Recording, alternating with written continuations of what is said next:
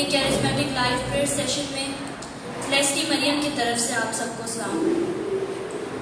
आइए अजीजों, अपनी इबादत का आगाज करते हैं खुदा यीशु मसीह के बाबरकत और जलाली नाम में, बाप और बेटे और रूह कुदुस के नाम से आमीन।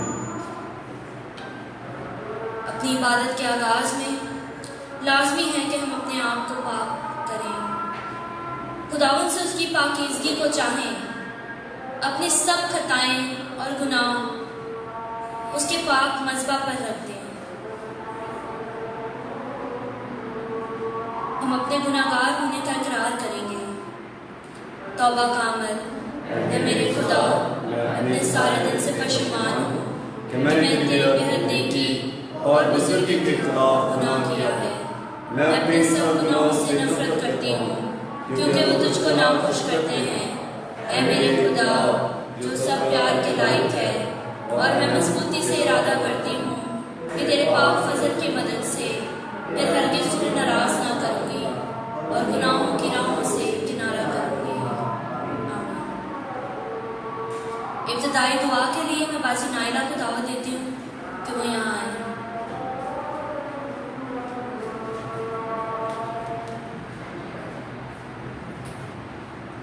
आए हम अपने सर खुदा के हुजूर झुकाएं। उसका मसला और उसकी मामूरी यहाँ मौजूद है। उसका वादा है कि हम 2 या 3 मेरा नाम लेंगे, मैं वहाँ मौजूद हूँगा। हाँ, हमारा खुदा सच्चा है, वो सच्चे वादे करता है मेरे अजीजों, वो हमारी जिंदगियों में रहता है। आए उसे पुकारे, उससे दुआ करें ताकि ये सारी इबादत उसके हाथ में हो, उसकी मर्जी के मुताबिक हो। आज जो कुछ हम सुने कहें उसके कहने हुए के मुताबिक हो। ऐ प्यार से भरे खुदा तेरा शुक्र और तेरी तारीफ हो। इस वक्त के भी तेरा शुक्र करते हैं खुदा, तमाम देखने वालों के लिए भी तेरा शुक्र करते हैं कि तेरे लोग इस वक्त तेरे कदमों में आ चुके हैं। और खुदा तेरा शुक्र करते हैं क्योंकि खुदा तू तारीफ और सताइश के लायक खुदा है। तू हमारा जिंदा और जिंदा खुदा है जो हमारी जिंदगियों में रहता है। एक खुदावंदा तमाम दिवी नेमतों का, बरकतों का, हिफाजत, पना, रहनुमाई का और बरकत का खुदा शुक्र करते हैं कि खुदा तू हमारी जिंदगी में रहता है। खुदा खास दुआ करते इस वक्त इस मौका के लिए जबकि खुदा हम तेरा नाम लेने को है। खुदा जबकि हम खुदा हमद सताइश करने को है।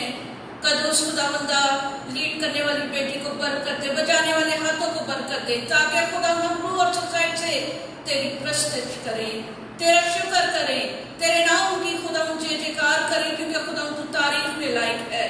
खुदा तेरे जिंदा कलाम के लिए, तेरी बेटी के लिए दुआ को हम कदूस खुदावंदा के खुदा जबकि तूने उसे तैयार किया है, खुदा उसे छू तेरा मसा और तेरी मामूली खुदा उसे छू ले। खुदावंदा खुदा वो जो भी बोले खुदा तेरी मर्जी के मुताबिक बोले, ताकि आज खुदा जो जो सुने तेरे जिंदा कलमे को, जो तेरे मुंह की बातें हैं और तेरी बंदी के वसीले से खुदा तेरे लोगों के कानों तक पहुंचे, तो खुदा बरकत का बाइस हो, जिंदगी का बाइस हो, जिंदगी तब्दीली का बाइस हो। क्योंकि तेरा कलाम जो खुदा बल बल और गुदे गुदे में समा जाता है, तेरे लोगों को छूता है। कदूस खुदा उन्हें बरकत देता है। कदूस खुदा आज तो अपनी इस बेटी को बरकत देना ताकि तेरा कलमा खुदा बाइस से बरकत हो। कदूस खुदा तमाम मुनाजात, अर्ज़े और फरियादें सुनने वाला तू खुदा है क्योंकि खुदा तू रहीम है, मेहरबान है।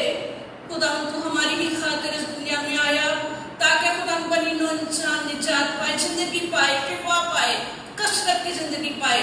इसलिए खुदा हमारा ईमान है कि तू तमाम मुनाजात सुनता है और उनका जवाब देता है। इस सारी इबादत के लिए, तमाम निज़ाम के लिए खुदा तेरे से दुआ करते हैं कि कोई खलल ना आए, बल्कि खुदा तेरा मसला और तेरी मामूली यहाँ बैठे हुए लोगों को और जो खुदा इस वक्त हमें देख रहे हैं, सुन रहे हैं, खुदा उन्हें छुए और आज खुदा तेरे लोग बहुत सफल आए। प्यारे यीशु राजा तेरा शुक्र और तेरी तारीफ करती हूँ। आमीन आमीन।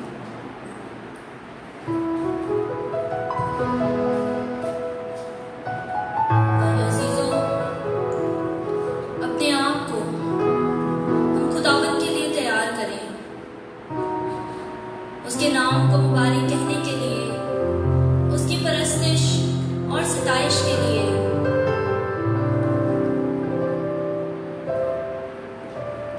खुदावन जो निहायत ही मेहरबान है, वो कुदूस है और लाजमी है कि हम उसकी तारीफ करें,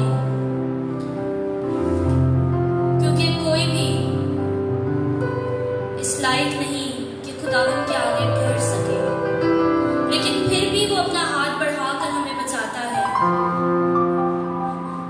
वो चाहता है कि हम उसके नाम को मुबारक कहें, उसकी परस्तिश करें। मज़मूर नवीस फरमाता है, मैं खुदावन को जो सताइश के लायक है पुकारूंगा, यूं मैं अपने दुश्मनों से बचाया जाऊंगा। अगर हम गौर करें तो मुकद्दस पौलुस रसूल और सिलास, वो दोनों परस्तिश ही कर रहे थे कि जेल के बंद दरवाजे खुल गए और वो दोनों उस बंदगी की वजह से रिहाई पा गए।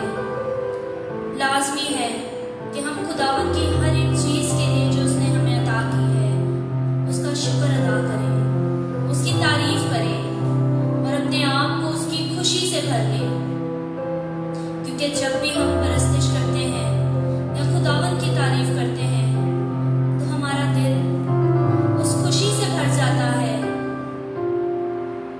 जो कि हम बयान नहीं कर सकते। हम खुदावन की परस्तिश का आगाज करेंगे ज़बूर नंबर 18 से। आप पे ऊपरों हथ वधा के तेनू रब बचावे ना।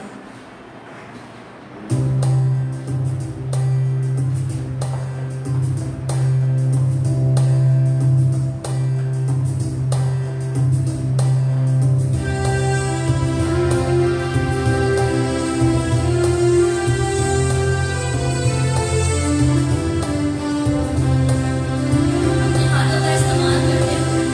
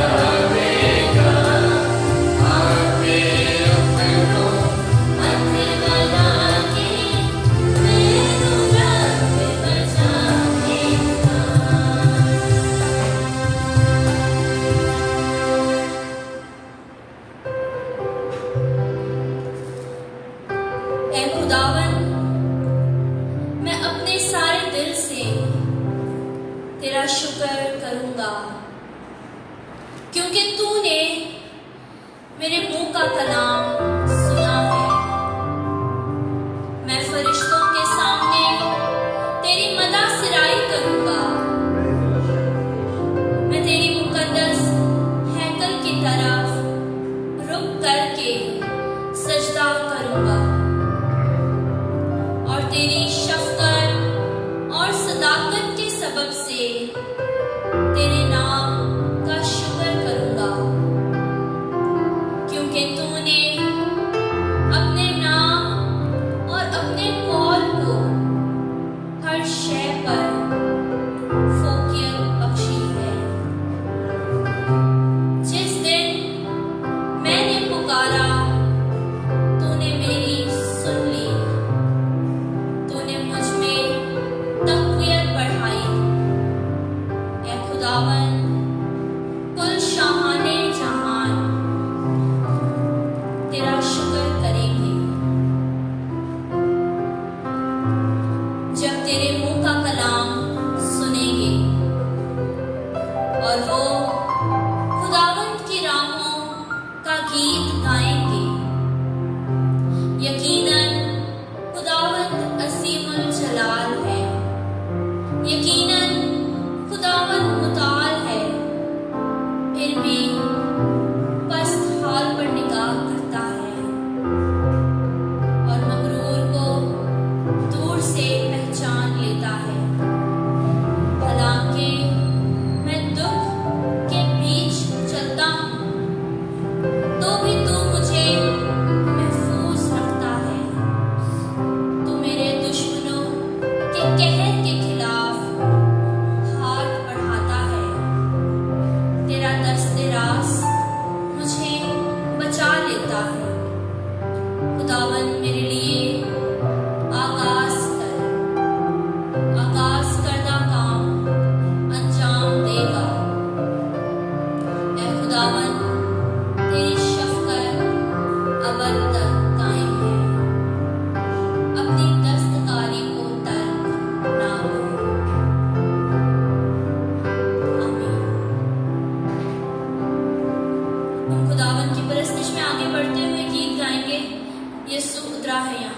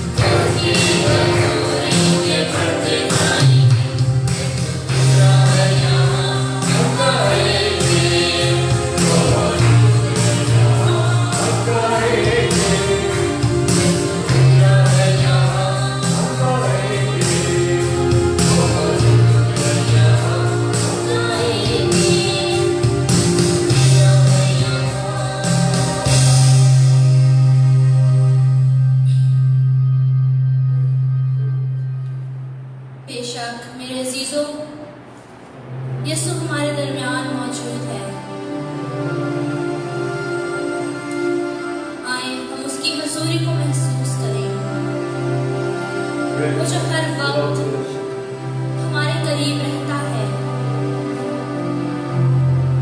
वो बिन मांगे भी हमें हर एक अच्छी चीज से सेव कर देता है। हमारी जिंदगी का हर एक सांस भी उसी की बदौलत है। उसी के मार खाने से हम सब ने शिफा पाई है। हमें बुलाता है ताकि हम जिंदगी का पानी उसके पहलू से पिए। हम उसी से निजात की वो रोटी हासिल करें। हम उसी से अपनी सब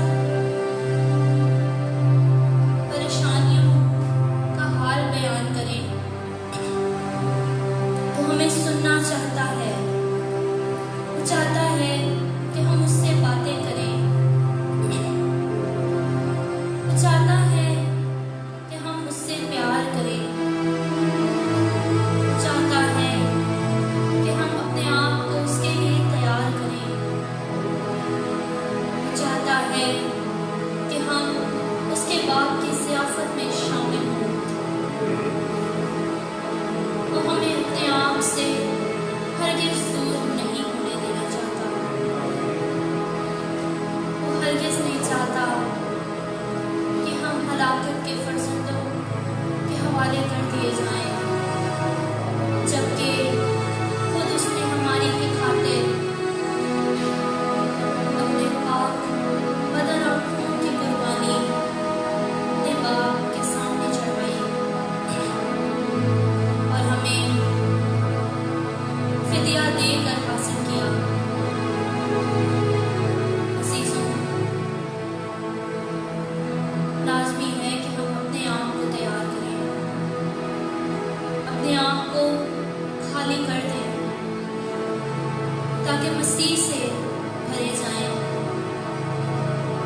मसीह हम में हो और हमारी जिंदगियों से ज़ाहिर हो।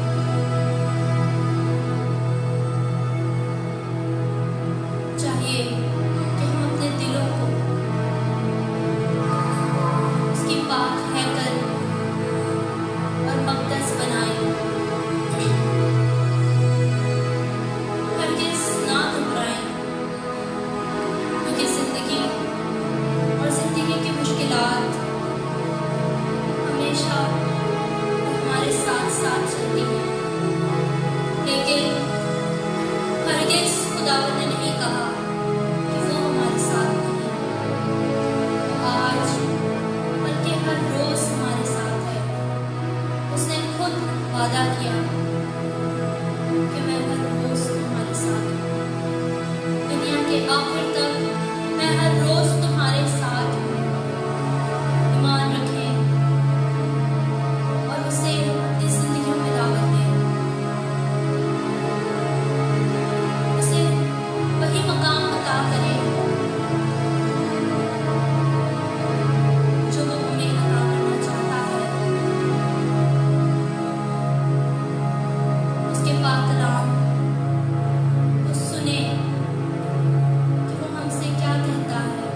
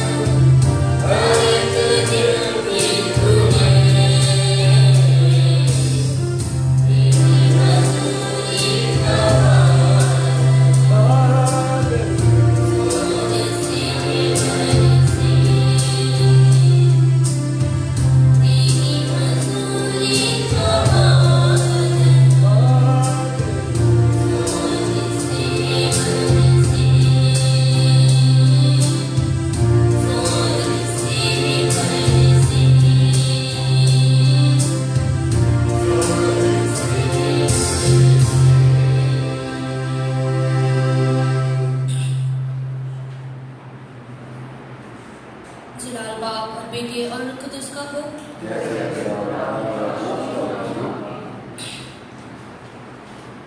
कलाम के लिए दुआ के लिए मैं तारिक जावेद भाई को दावत देती हूँ और वही हमारे लिए आज की इंजील मुकद्दस की तलावत भी करेंगे।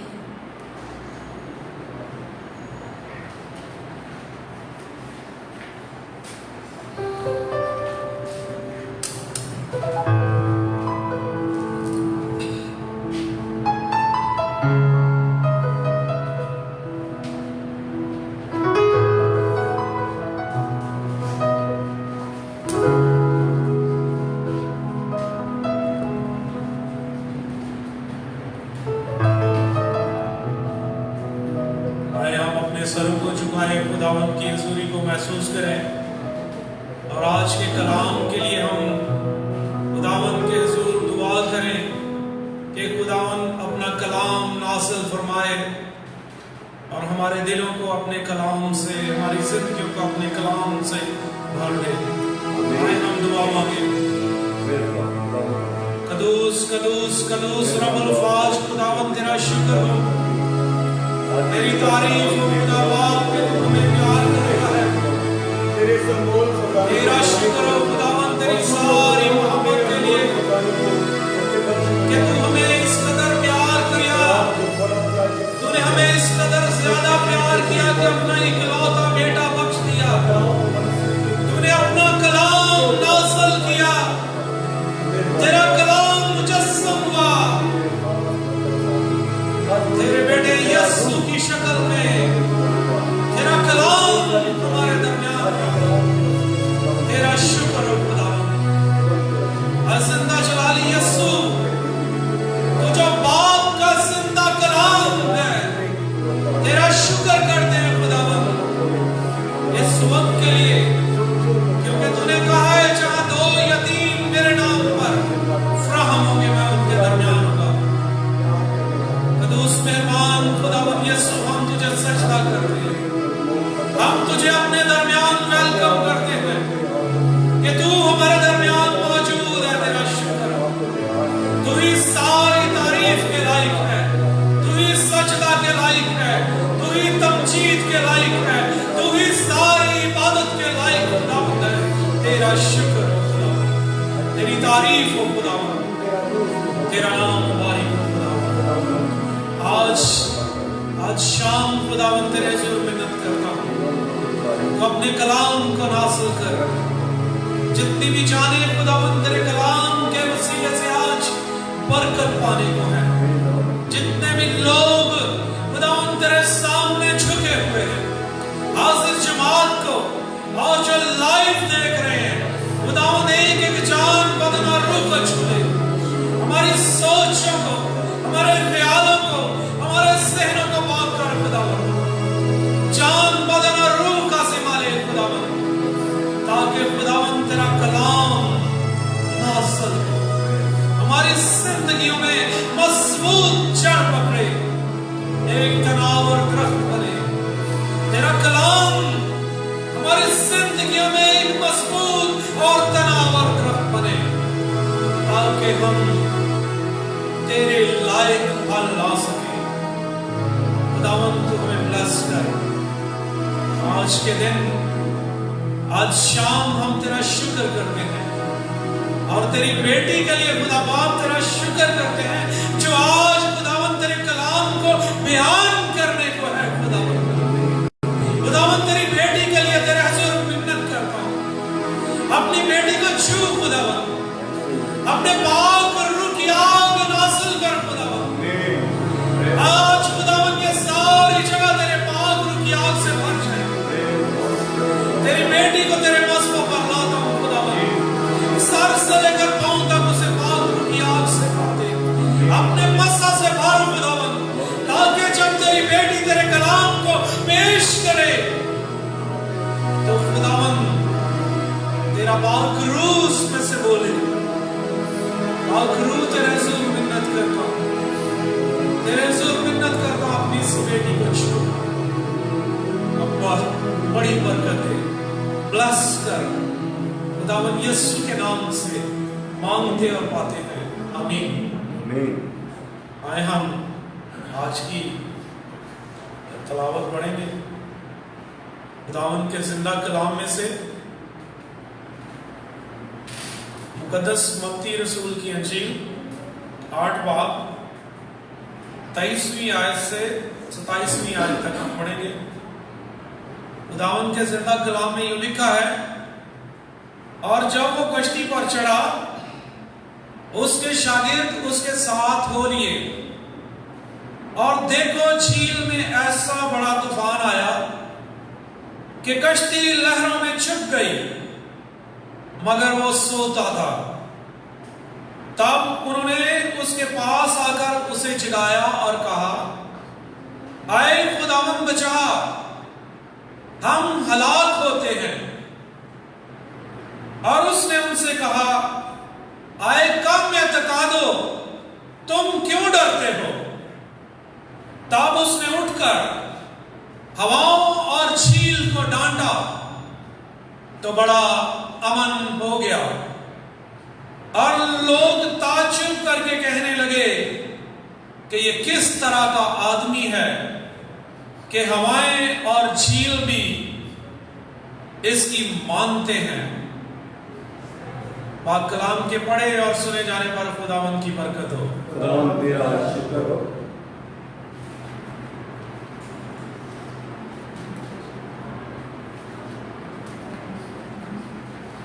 आज के पाक कलाम के लिए हमारे दरमियान मौजूद हैं मिस सोनिया पॉल, जो कि हमारी सीनियर कैरिस्मेटिक मेंबर भी हैं और हमारे पैरिश की संडे स्कूल कोऑर्डिनेटर भी हैं।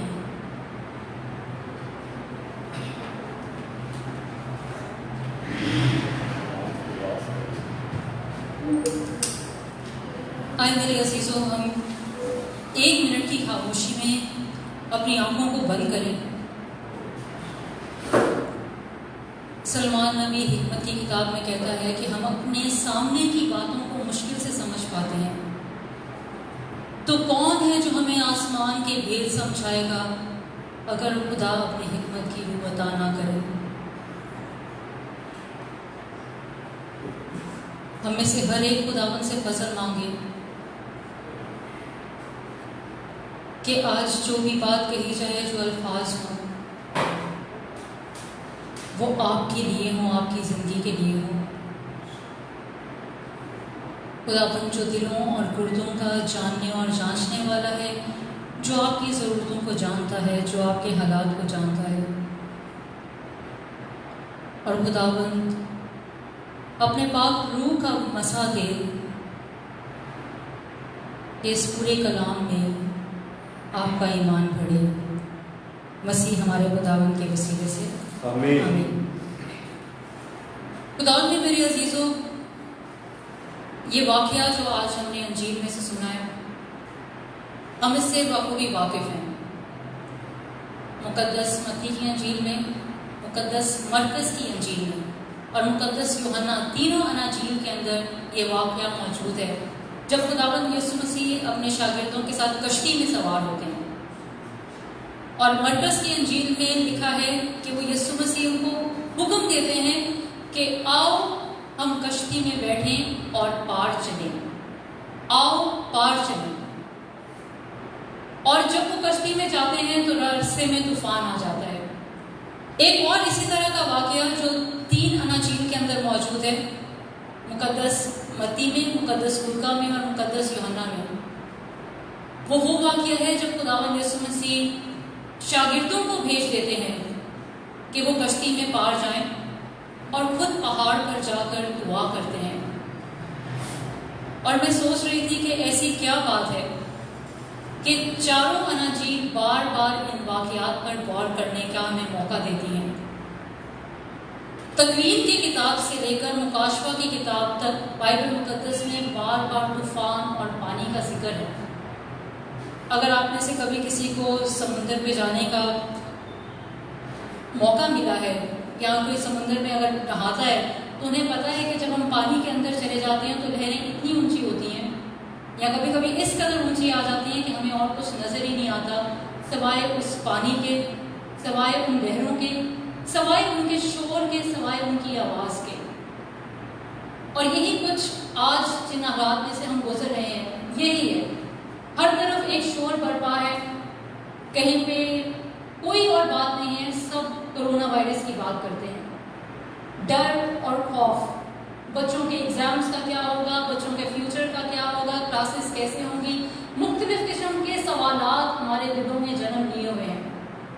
और आज का कलाम बेशक बहुत से सवालात के जवाब देने को है।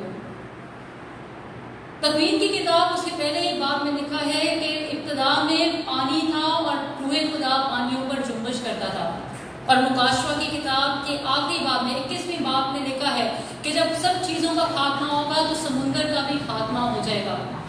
खुदा ने मेरे अजीज़ों, तूफान बार बार ऐसी चीज़ों का हमें एहसास दिलाता है जो हमारे इख्तियार से, जो हमारे कंट्रोल से या हमारी कुव्वत से या हमारी बर्दाश्त से बाहर हो।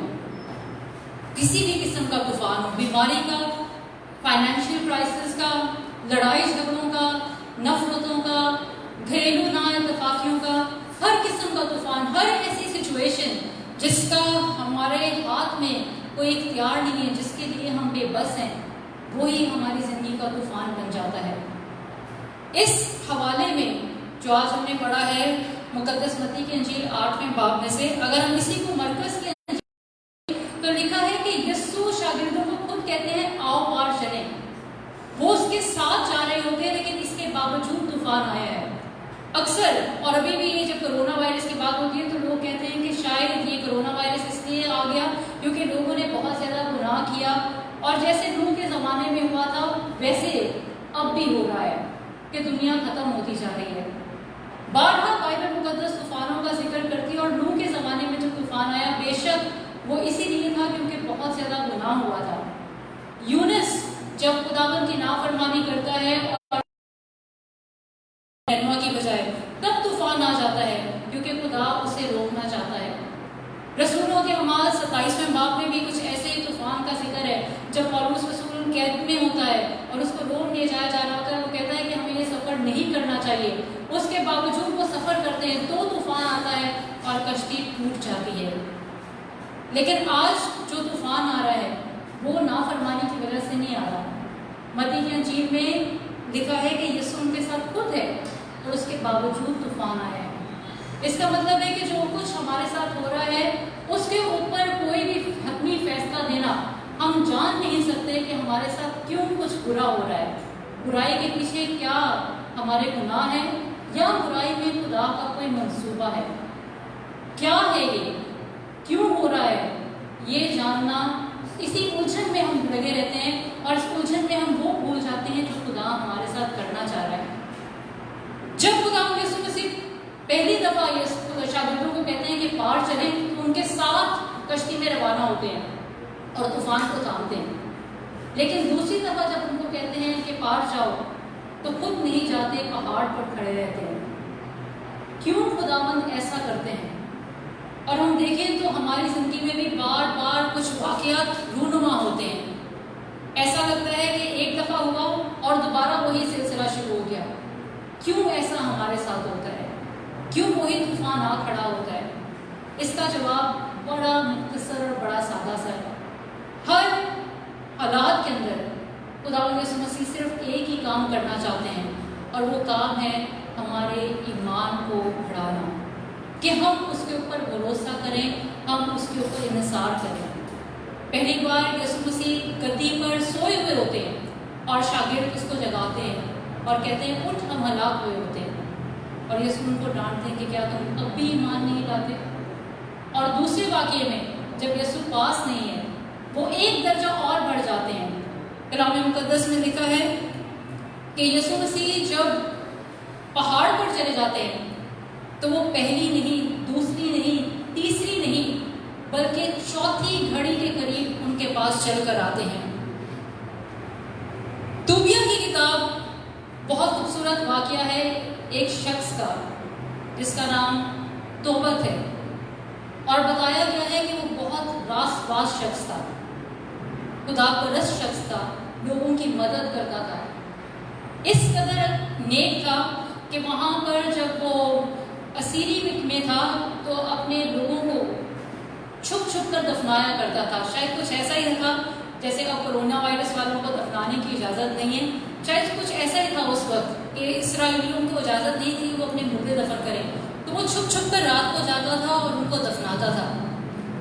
और फिर होता क्या है, रास पास शख्स अचानक अंधा हो जाता है और 4 साल तक अंधा रहता है, यहाँ तक कि वो अपनी बीनाई आने की उम्मीद खो देता है और एंड पर वो बिल्कुल मायूस हो जाता है और अपनी एक विल लिख देता है, अपनी वसीयत लिख देता है कि मेरे बेटे के लिए सब कुछ और मेरे बेटे ने क्या क्या करना है।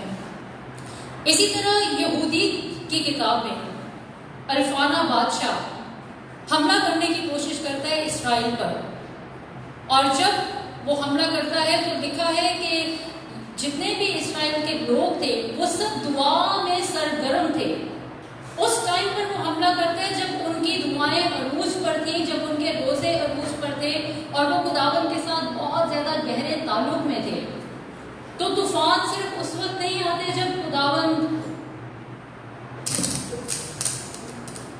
जब हमने कुछ गलत किया हो, लेकिन उस वक्त भी आते हैं जब हम खुदावंद के साथ चल रहे होते हैं। और यहूदियत की किताब में हमें आगे चल के हम कुछ हवाले पढ़ेंगे और देखेंगे कि खुदावंद उनके लिए कैसे काम करता है। मत्ती की अंजील 8वें बाब में बड़ी खूबसूरती से लिखा है कि और यीशु वहां सो रहा था। गौर करने की बात यह है कि जब आप तूफान में हैं तब करता क्या है खुदावंद। तौबत की किताब सिर्फ 14 अबवाब पर मुश्तमिल है। उसमें आप पढ़ें तो जब तूबिया अंधा हो जाता है उस वक्त खुदाबंद तूबिया के लिए वो काम करता है जो वो खुद से नहीं कर पाता। उसके बेटे तौबत के लिए एक अच्छी बीवी की तलाश, सारा जो उसने कर्ज लिया होता है वो उसको वापस दिलाना। खुदाबंद उस वक्त वो सारा जुम्मा अपने हाथ में ले लेता है। किस वक्त? जब तौबत बिल्कुल बेबस हो जाता है, अंधा हो जाता है, लाचारी में होता है, बेटे के साथ क्या होने वाला है, उस वक्त खुदाबंद फरिश्ता भेजता है। इसी तरह से यहूदियत की किताब में जब बादशाह अल्फाना उनके ऊपर हमला करता है तो इस्राएली डर जाते हैं। कोई सोच भी नहीं सकता था कि यहूदी जो एक बेवा है वो अल्फाना के सर को काट डालेगी और वो उनको उस से निजात दिलाएगी। तो खुदावंद में मेरे अजीजों, जब हम अपनी लड़ाई नहीं लड़ पाते और हमें ये लगता है कि कुछ भी हो नहीं रहा है, उस वक्त खुदावंद सबसे ज्यादा आपकी जिंदगी में काम कर रहा होता है। आपको ये महसूस होता है अगर कि खुदावंद ने सारे दरवाजे बंद कर दिए तो एक खुशखबरी है, यीशु मसीह कहते हैं दरवाजा मैं हूँ। अगर सारी राहें बंद हो चुकी हैं तो यीशु मसीह कहते हैं कि राह मैं हूँ। और अगर आपको ये लगता है कि आपकी जिंदगी खत्म होती जा रही है तो यीशु मसीह कहते हैं कि जिंदगी मैं हूँ। आपकी जिंदगी कुछ भी नहीं, सिर्फ और सिर्फ एक खूबसूरत कहानी है, मोहब्बत से भरी कहानी। और ये मोहब्बत से भरी कहानी में कौन दो किरदार हैं? हर एक चीज जो आपकी जिंदगी में होती है, हर एक शख्स जो आपकी जिंदगी में आता या जाता है, हर एक फायदा जो आपको होता है, हर एक नुकसान जो आपको होता है, हर एक कामयाबी जो आपको मिलती है, हर एक नाकामी जो आपको मिलती है, उसका मकसद सिर्फ एक है। और वो मकसद क्या है? कि आप खुदावंद के और करीब होते जाएं, आप खुदावंद का और ज्यादा तजुर्बा करें। कभी खुदावंद आपके लिए चरवाहा बन जाता है, कभी वो आपके लिए चट्टान बन जाता है, और कभी वो आपके लिए पानी बन जाता है, कभी वो आपके लिए जिंदगी की रोटी बन जाता है। वो कहता है कि मौत के बाद भी क़यामत और जिंदगी मैं हूँ, हमेशा की जिंदगी मेरे पास है। हर रिश्ता किसी भी शख्स से हो, किसी भी किस्म का हो, उसकी बुनियाद, सबसे बड़ी बुनियाद भरोसा है। जितना आप किसी पर भरोसा करेंगे उतना ज्यादा आपका रिश्ता उस शख्स के साथ गहरा होता जाएगा। अगर आप किसी पे भरोसा नहीं करते लेकिन प्यार बहुत ज्यादा है और भरोसा कम है तो आहिस्ता आहिस्ता वो प्यार भी कम होता जाता है। खुदा ने मेरे अजीजों यही रिश्ता हमारा खुदावन के साथ है। हम खुदावन को तब तक दिल से प्यार नहीं कर सकते जब तक हम उस पर भरोसा नहीं करते, और जितना ज़्यादा हम उस पर भरोसा करते हैं उतना ज़्यादा खुदावन हमारी ज़िंदगी में सुकून हमें देता जाता है। हम देखें कि यूहन्ना की अंजील में जब ये वाक़या मरकूम है कि यीशु मसीह पानी पर चल कर आते हैं तो हवा थम नहीं जाती, तूफान रुक नहीं जाता। पहली घड़ी चली जाती है, दूसरी चली जाती है, तीसरी चली जाती है, वक्त गुजरता जाता है, शायद डर और खौफ बहुत बढ़ जाता है, और जिस टाइम डर और खौफ बढ़ जाता है उस टाइम यीशु पानी पर चलना शुरू करता है। चाहता तो हवा को रोक सकता था, चाहता तो लहरों को थमा देता, लेकिन वो हवा और पानी पर उसी जोर में, उसी शोर में चलता हुआ आता है, क्योंकि वो चाहता था कि शागिर्द उसको नए तरह से तजुर्बा करें। और पतरस और सारे शागिर्द जब डर जाते हैं तो पतरस बड़ी दलेरी से कहता है, खुदावंद अगर तू है तो फिर मुझे भी कह कि मैं भी चलूं। और खूबसूरत बात क्या है कि यीशु पतरस को कहते हैं कि आ, और जो कुछ यीशु करता है वही पतरस करता है। यीशु पानी पर, पतरस भी पानी पर चलना शुरू कर देता है। और यीशु का ये वादा है, जब अंजीर का दरख्त, मत्ती की अंजीर 18वें बाब में जब यीशु मसीह अंजीर के दरख्त को लानत करते हैं, वो सूख जाता है और शागिर्द उसको कहते हैं कि देख है खुदावन ये दरख्त तो सूख भी गया है। तो यीशु कहते हैं कि अगर तुम ईमान लाओगे तो ना सिर्फ ये बल्कि इससे भी बड़े बड़े काम करोगे, इससे भी बड़े बड़े काम करोगे। खुदावन में मेरे अजीजों, खुदाबंद हमें बहुत दफ़ा मुश्किलात से निकाल लेता है, लेकिन बहुत दफ़ा ऐसा भी होता है कि वो उन मुश्किलात को हमारे गिर्द रहने देता है ताकि हम उसकी कुदरत का, उसकी कुव्वत का तजुर्बा करें। जब खुदाबंद हमें हिम्मत नहीं देता बल्कि वो हमारी हिम्मत बन जाता है। जब खुदाबंद ना सिर्फ हमें तसल्ली देता है बल्कि वो हमारी तसल्ली बन जाता है। जब खुदाबंद ना सिर्फ हमें सब्र देता है बल्कि वो हमारा सब्र बन जाता है, और हम कहते हैं हमें समझ ही नहीं आई हमने कैसे कर दिया, वो कैसे कर लिया, वो सिर्फ और सिर्फ खुदाबंद की कुदरत से हुआ। आज की पहली तिलावत बहुत खूबसूरत थी, बहन ने प्रेज़ एंड वर्शिप कि पौलुस रसूल और सिलास कैद में खुदाबंद की परस्तिश करते हैं, और जब वो परस्तिश करते हैं तो जंजीरें टूट जाती हैं। लेकिन मैं आज ही की तिलावत पर गौर कर रही थी कि पौलुस रसूल ने ये परस्तिश करना एकदम नहीं सीख लिया था, आहिस्ता आहिस्ता आहिस्ता बहुत सी मुश्किलात से, बहुत सी तकलीफों से गुजरे थे। कुछ स्कॉलर्स का ये कहना है कि इससे पहले कि पौलुस रसूल ने अपने पहले मिशनरी सफर का आगाज किया, वो 14 साल तक छुपे रहे थे तरसूस में, इस डर से कि कहीं वो मार ना दिए जाएं।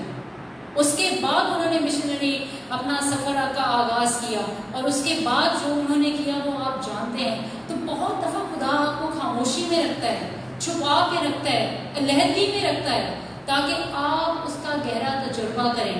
और फिर जब आप उसका गहरा तजुर्बा कर चुके होते हैं, फिर आपके ऊपर आजमाइश आती है, परेशानी आती है, तो आप उसका मुकाबला करने के लायक बन जाते हैं। हम मूसा को देख लें कि खुदावंद उसको कहते हैं कि तू फराउन से कहेगा और मेरी कौम को निजात दिलाएगा, गुलामी से रिहाई दिलाएगा, वादे की सरजमीन में ले जाएगा। लेकिन उसके लिए इस काम को पूरा करना आसान नहीं था, रुकावटें बेशुमार, बहुत सी मुश्किलात एक के बाद एक, और लोग कुड़कुड़ाते हैं और लोग उसके ऊपर उंगलियां उठाते हैं, लेकिन मूसा नहीं हटता। वो खुदावंद के साथ लगा रहता है, दुआ करता रहता है, मुसलसल उसके आगे झुकता रहता है। और आखिर होता क्या है कि जब रास्ता नहीं, बहरे गुलज़म और पीछे फराउन का लश्कर है, उस वक्त खुदावंद वो काम कर देता है जो कोई नहीं कर पाता, यानी समुंदर को 2 हिस्सों में कर देता है। खुदा ने मेरे एक खुशखबरी है, और खुशखबरी ये है कि खुदाबंद हमारे लिए बड़े बड़े काम करना चाहता है।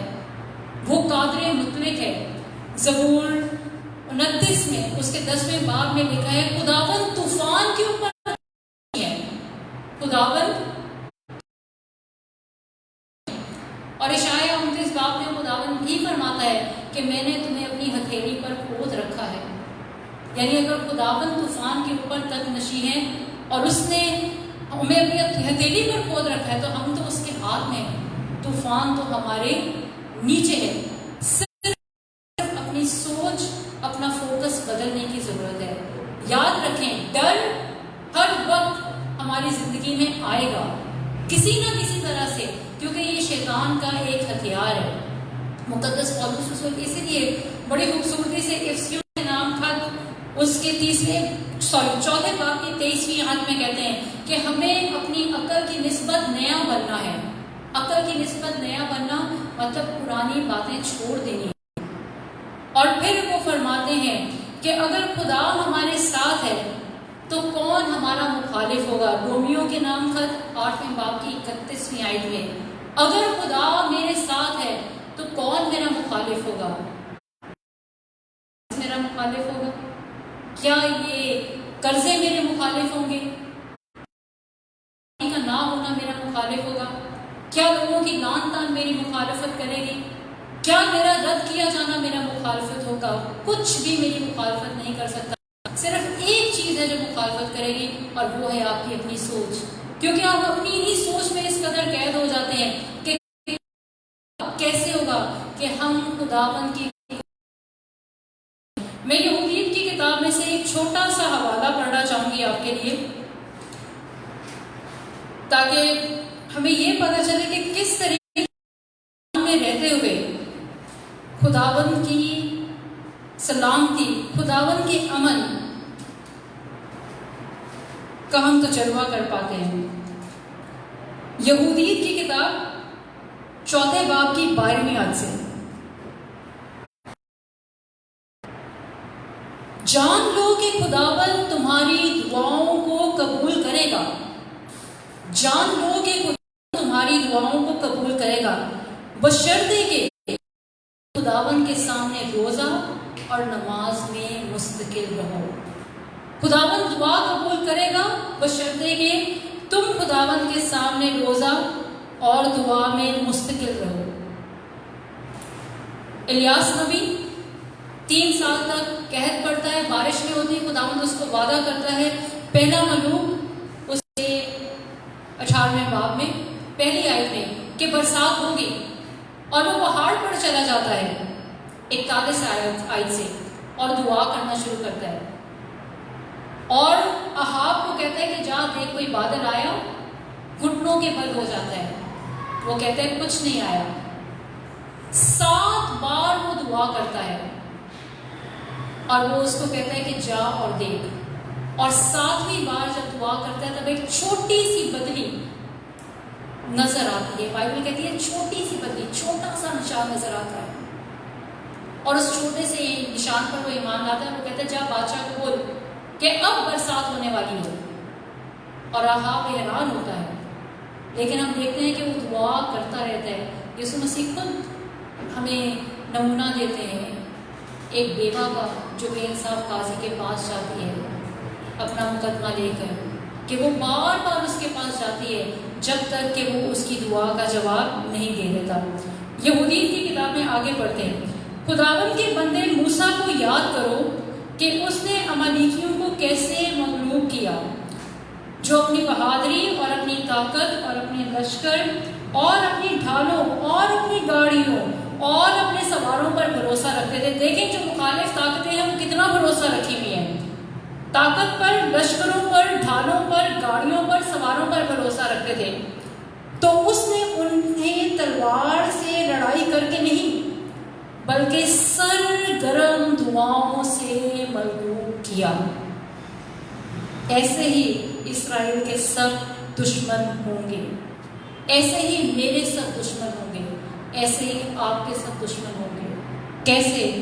अगर तुम इस काम में मुस्तकिल रहो जो तुमने शुरू किया है। कौन सा काम? दुआ करने का काम। दुआ में मुस्तकिल रहें। एक ही जरिया है, एक ही इलाज है, एक ही रास्ता है, एक ही ताल्लुक है। याद रखें, हर दुआ का जवाब हमें मिलता है।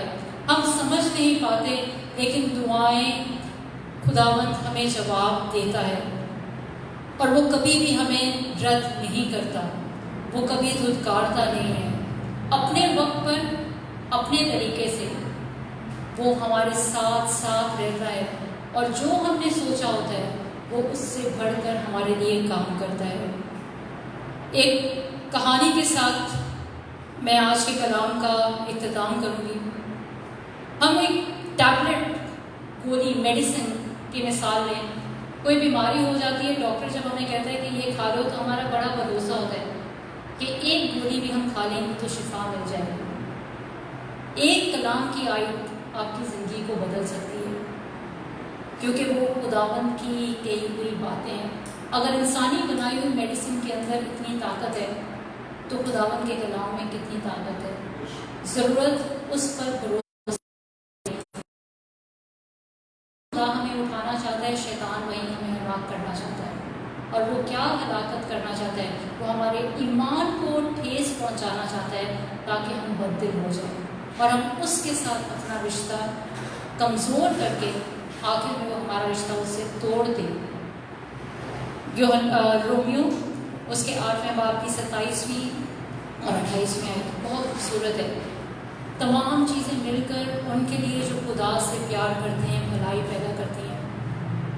एक लड़की जो अपनी ज़िंदगी से बहुत परेशान थी, उसके यूनिवर्सिटी में जहाँ पे एडमिशन लेना चाहती थी नहीं होता है, जहाँ पर रिश्ता होता है वो अचानक ख़त्म हो जाता है, उसके दोस्त आहिस्ता आहिस्ता उसको छोड़ देते हैं, सब कुछ उल्टा पुल्टा हो जाता है। अपनी माँ के पास बैठती है और कहती है कि माँ मुझे समझ नहीं आ रहा है ये मेरे साथ क्या हो रहा है, क्या मेरी ज़िंदगी का मकसद यही है कि मैं दुखी रहूँ और ये मेरे साथ क्यों हो रहा है। माँ के पास कोई जवाब नहीं होता कि क्या जवाब दे। वो उसको कहती है आ जाओ किचन में चलते हैं और मैं तुम्हारे लिए कपकेक्स बनाती हूँ। और वो लड़की कहती है मम्मी मेरा मूड नहीं, आपको पता है कि मैं कितनी अपसेट हूँ। उसकी माँ कहती है नहीं तुम्हें बहुत पसंद है, आओ मैं तुम्हें लेकर जाऊँ। और माँ वहाँ पर टेबल पर सारे इंग्रेडिएंट्स जो कपकेक के हैं, सारी अशिया जो कपकेक के अंदर इस्तेमाल करनी होती है वो रखी हुई होती है। और माँ मैदा लेती है और उस मैदे में से एक चम्मच उस लड़की को कहती है इसे खा लो। वो कहती है नहीं ये मैं कैसे खाऊँ, ये तो इतना रूखा है, इसका तो कोई जायका ही नहीं है। तो माँ कहती है अच्छा चलो ठीक है तुम्हारी मर्जी है। उसको डाल देती है। फिर उसके अंदर वो घी डालना शुरू करती है और घी में से एक चम्मच निकाल कर उसको कहती है इसको खा लो। लड़की कहती है मम्मी आप क्या कर रही हैं मेरे साथ, घी भी कोई खाने वाली चीज़ है, इसको मैं ऐसे कैसे खाऊँ। फिर वो अंडे तोड़ती है तो अंडे, कच्चे अंडों में से एक अंडा उसके सामने देती है और कहती है इसे खाओ। वो कहती है नहीं मम्मा इसमें से तो इतनी स्मेल आती है, मुझे वॉमिटिंग हो रही है। और नाराज़ होकर अपनी माँ के पास से दूसरे कमरे में चली जाती है। और माँ सब्र के साथ वो सारी चीज़ें मिलाती है और बड़े मज़े के चॉकलेट कपकेक बना देती है। और थोड़ी देर के बाद वो उसके सामने ले जाती है और चाय बना के ले जाती है। और जैसे वो लड़की उन कपकेक्स को देखती है क्योंकि उसके वो बहुत पसंदीदा थे, तो उसके मुंह में पानी आ जाता है। वो खाती है और वो कहती है मम्मा ये तो बड़े मज़े के हैं। कहती है ये सारे कपकेक्स उन्हीं चीज़ों से बने हैं जो तुम्हें बहुत बदजायका, रूखी और बदबूदार लग रही थी और तुम्हें लग रहा था कि वो उल्टी में आएगी तुम्हें। लेकिन अब जब सारी वही चीज़ें मिल गई हैं तो वही तुम्हें इतना जायका दे रही है। खुदावंद भी हमारी ज़िंदगी में ऐसे ही काम करता है।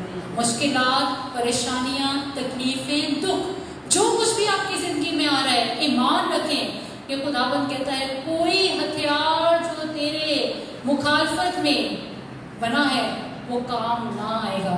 इशाया नबी का सहीफा उसके 54 बाब की 70वीं आयत में no weapon shall prosper against you. Romeo के नाम 8वें बाब की 31 आयत में, 32वें आयत में, 33वें आयत में खुदा रसूल पौलुस रसूल कहते हैं कि अगर उसने अपने बेटे को हमारी खातिर दे दिया तो वो और हमारी खातिर क्या कुछ ना देगा। आए खुदावंद से दुआ करें कि वो हमें फजल दे कि हम ईमान में मजबूत रहें और सिर्फ इंतज़ार ना करें कि कब ये मुसीबत टलेगी तो तब हम सुकून में आएंगे, क्योंकि एक मुसीबत टलेगी तो दूसरी आएगी, दूसरी टलेगी तो शायद तीसरी आएगी। लेकिन ज़रूरत इस बात की है कि हम खुदावंद से कहें कि खुदावंद तू जो करना चाहता है, तू जिस लेवल पर मुझे लेकर जाना चाहता है, तू जहाँ पर मुझे अपने करीब लेकर जाना चाहता है वहाँ लेकर जा, ताकि मेरी ज़िंदगी से हमेशा तेरा जलाल ज़ाहिर होता रहे। मसीह हमारे खुदावंद के वसीले से आमीन।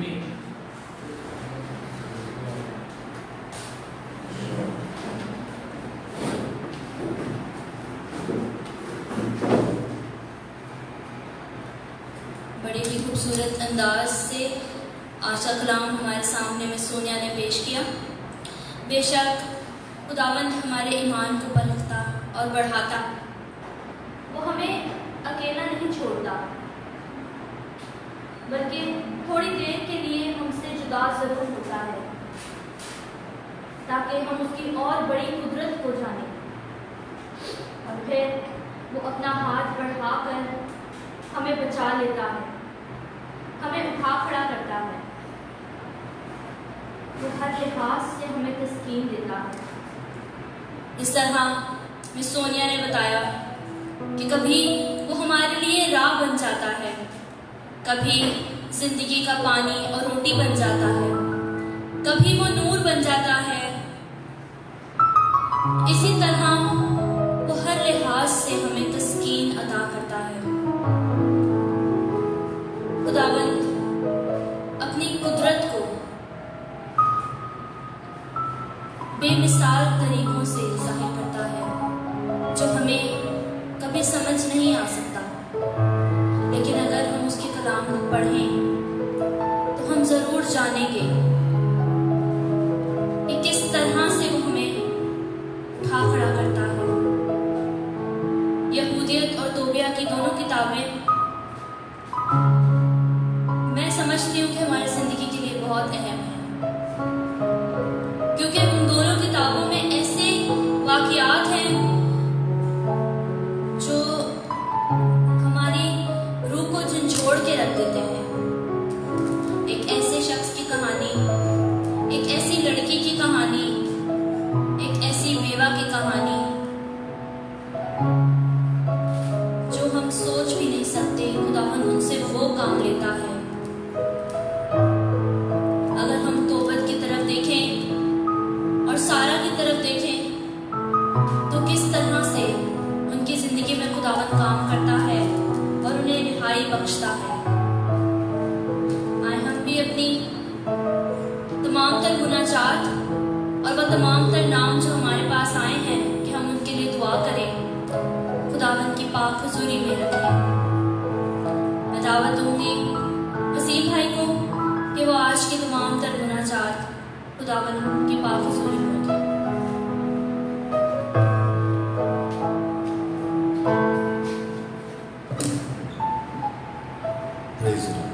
खुदावंद का शुक्र अदा करके और अपनी दुआएं, अर्ज़े, मिन्नतें खुदावंद की हुजूरी में रखते हैं। कुछ खास खुदावंद खुदा के हुजूर अपने उन बहनों भाइयों के लिए दुआ करेंगे जिन्होंने अपने नाम दिए कि उनके लिए दुआ की जाए। तो आए अपनी मुनाजात का आगाज़ करते हैं और खुदावंद के हुजूर अपनी तमाम मिन्नतें, अर्ज़े रखते हैं ईमान के साथ। मेरे अजीज़ों जो लाइव इस वक्त हमें देख रहे हैं, सुन रहे हैं, वो भी अपनी तमाम दुआएं, मुनाजातें, अर्ज़े, दरख्वास्तें ईमान के साथ खुदावंद के हुजूर में रखें।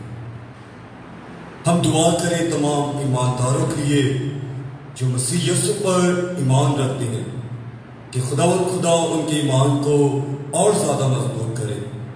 साथ ही साथ दुआ करेंगे उन सब के लिए जो मसीह पर ईमान नहीं रखते कि खुदावंद यीशु अल मसीह अपने उन बंदों के जरिए उनकी जिंदगियों में तब्दीली लाए।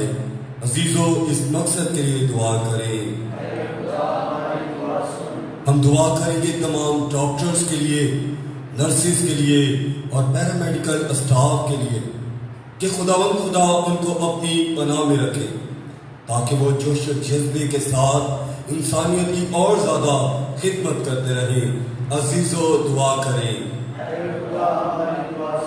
हम दुआ करेंगे अपने पापाए आज़म फ्रांसिस के लिए, अपने बिशप कार्डिनल के लिए, फादर साहबान के लिए, सिस्टर साहिबात के लिए और तमाम मुबशराने अंशीर के लिए कि खुदा उनकी ईमानी जज्बे और कुव्वत से सरशार होकर खुदावंद के पाकिस्तान में और ज़्यादा काम करते रहें। अजीज़ों, दुआ करें।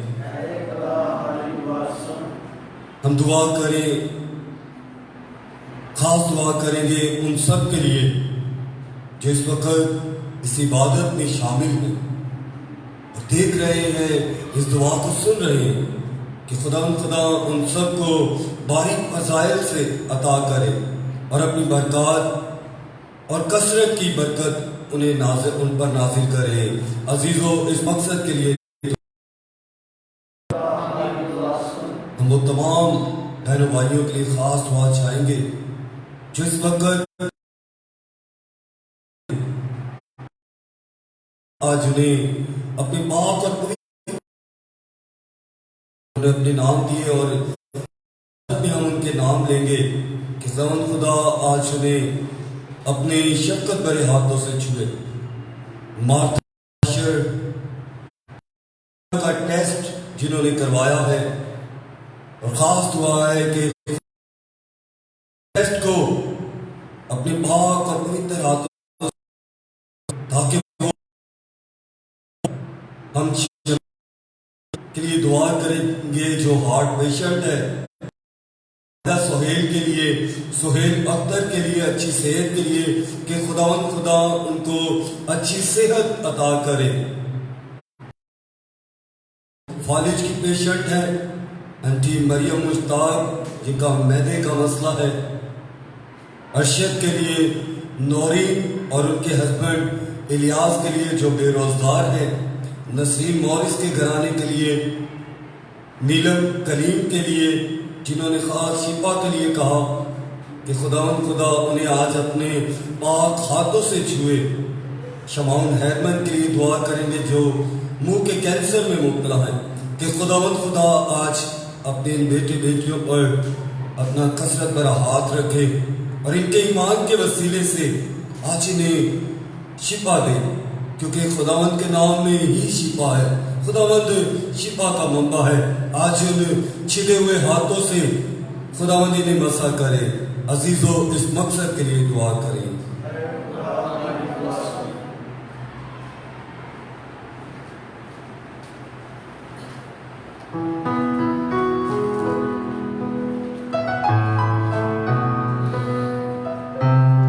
आखिरी सेशन के लिए मैं सोनिया को फिर से दावत दूंगी कि वो भाई तारिक सादिक और आंटी मरियम हमारे दरमियान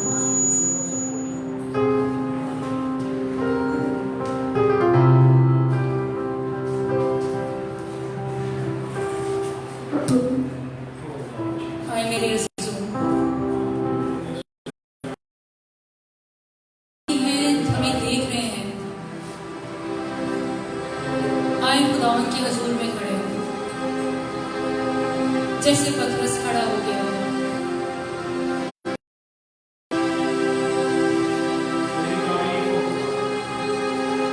आपकी कश्ती किसी भी हिस्से में है, शायद कुछ अरसे से आपकी जिंदगी मायूसी का शिकार है, शायद कई सालों से आप बीमारी में हैं,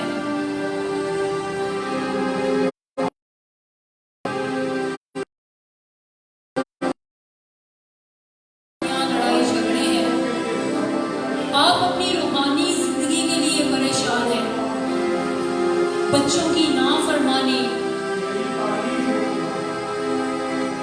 घर के बिगड़ते हुए हालात, ना इत्तफाकी की रूह ने घेरा हुआ है। शायद जब आप यीशु के पास आए थे तब हालात बेहतर थे, आहिस्ता आहिस्ता खराब होते जा रहे हैं। जैसे यायर जब अपनी उसकी बेटी बीमार थी, लेकिन जब पहुंच जाता है तो उसकी बेटी मर चुकी होती है और यीशु उसे कहते हैं एतकाद रख। लोग कहते हैं कि अब उस्ताद को तकलीफ ना दे, लेकिन यीशु कहता है एतकाद रख।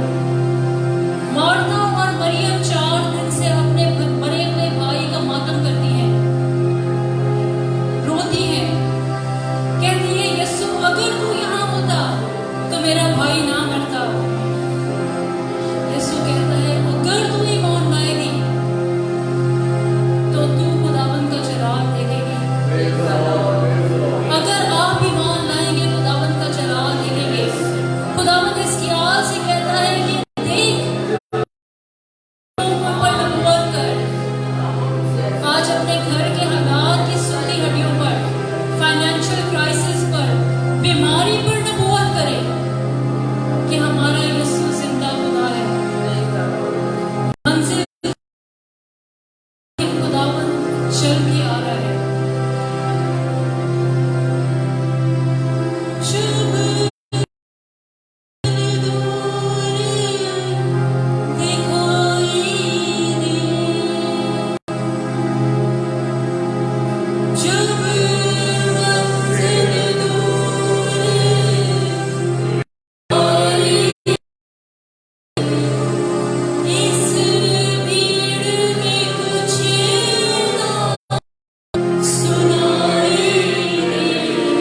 बोले यीशु को कि नहीं सुनाई देता, नहीं दिखाई देता, नजर आते हैं तो दुख, नजर आते हैं तो आंसू। अपने आंसुओं को आज अपनी दुआ बना दे, हन्ना की तरह, इब्राहिम की तरह पुकारे, खुदावंद तूने मुझे सब कुछ तो दे रखा है, मेरे पास बेटा नहीं है, तो मैं सबका क्या करूंगा, मेरे बस मेरे बहुत कनानी औरत की तरह चिल्ला करते हैं, खुदावंद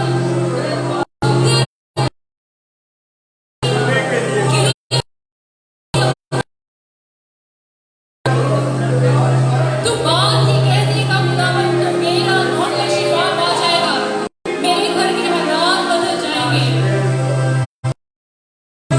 पतरस की तरह डूब रहे हैं तो अपना हाथ बढ़ा दे, वो आपको डांटेगा नहीं, गले से लगा लेगा।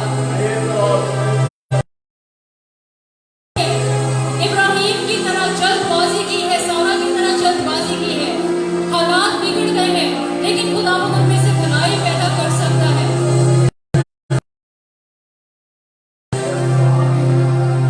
शुभ मंजिल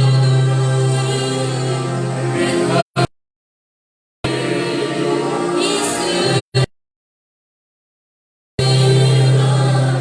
सुनाई दे, यीशु का हाथ पकड़ ले मुझसे।